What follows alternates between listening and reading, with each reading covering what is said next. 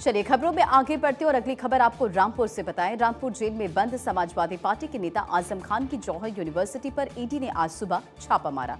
सुबह 7 बजे 3 गाड़ियों से 15 अफसरों की टीम यूनिवर्सिटी पहुंची और इस टीम ने यूनिवर्सिटी में दस्तावेज खंगाले, जबकि यूनिवर्सिटी कैंपस के बाहर भारी संख्या में फोर्स तैनात रही।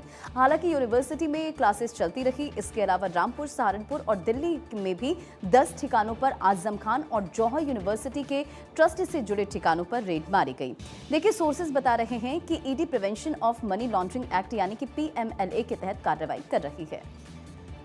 जांच एजेंसियों के मुताबिक सरकारी ठेकों से मिले पैसों को कथित तौर पर दूसरे रास्तों से जौहर यूनिवर्सिटी और उससे जुड़े हुए ट्रस्ट तक पहुंचाया गया। आरोप यह है कि इन पैसों का इस्तेमाल यूनिवर्सिटी की संपत्तियां बनाने और दूसरे कामों में किया गया। अब यह पता लगाया जा रहा है कि सरकारी ठेकों का पैसा किन लोगों को और किन कंपनियों के जरिए ट्रस्ट या यूनिवर्सिटीज तक पहुंचा। देखिए, पिछले कुछ दिनों से जौहर यूनिवर्सिटी सुर्खियों में है। 15 जुलाई को रामपुर डीएम ने यूनिवर्सिटी की 40 में से 38 इमारतों को ढहाने का आदेश दिया था और डीएम ने कहा था कि यूनिवर्सिटी प्रशासन ने बिना नक्शा पास कराए इमारतों का निर्माण कराया। हालांकि मुरादाबाद के कमिश्नर अंजन्य सिंह ने कोर्ट में रामपुर डीएम के आदेश पर रोक लगा दी थी। फिलहाल मामला कोर्ट में है। आजम खान के जिन ठिकानों पर छापेमारी की गई, उनमें कहां छापेमारी हुई है, जल्दी से आपको वो भी अपडेट बताते हैं। मौलाना मोहम्मद अली जौहर ट्रस्ट रामपुर, मोहम्मद अली जौहर university, CA Deepak Gupta office Saharanpur, CA Deepak Gupta residence Saharanpur और इसी के साथ साथ कई नाम इसमें शामिल हैं, जहां अलग अलग ठिकानों पर छापेमारी की गई है। देखिए, आपको मालूम है कि आरोप यह है कि सरकारी ठेकों का फायदा उठाने वाले कुछ निजी ठेकेदारों के जरिए रकम को कथित तौर पर जौहर ट्रस्ट और यूनिवर्सिटी की ओर से डाइवर्ट कर वहां पर इस्तेमाल किया गया।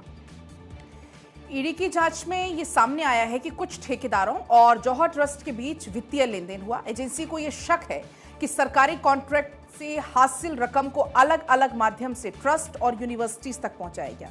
वहीं आरोप यह भी है कि इस रकम का इस्तेमाल ट्रस्ट और यूनिवर्सिटी से जुड़ी हुई संपत्तियों के निर्माण समेत दूसरे कार्यों में किया गया है। जांच में कथित तौर पर बड़े डोनेशन और निर्माण कार्यों से जुड़े हुए वित्तीय लेन देन भी सामने आए हैं। ईडी की टीम रामपुर, सहारनपुर और दिल्ली में 10 ठिकानों पर वित्तीय दस्तावेज, कॉन्ट्रैक्ट से जुड़े हुए रिकॉर्ड और डिजिटल साक्ष्य भी खंगाल रही है।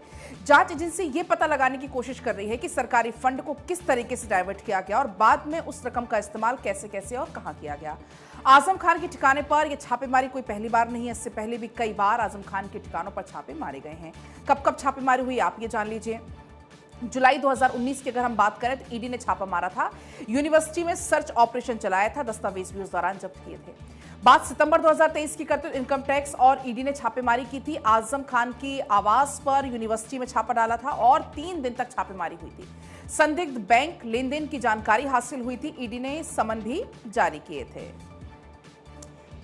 ईडी की ये कार्रवाई मामले में आपको बताएं कि मनी ट्रेल की जांच का हिस्सा माना जा रहा है और तलाशी के दौरान मिलने वाले दस्तावेज और डिजिटल सबूत आगे की जांच में अहम हो सकते हैं।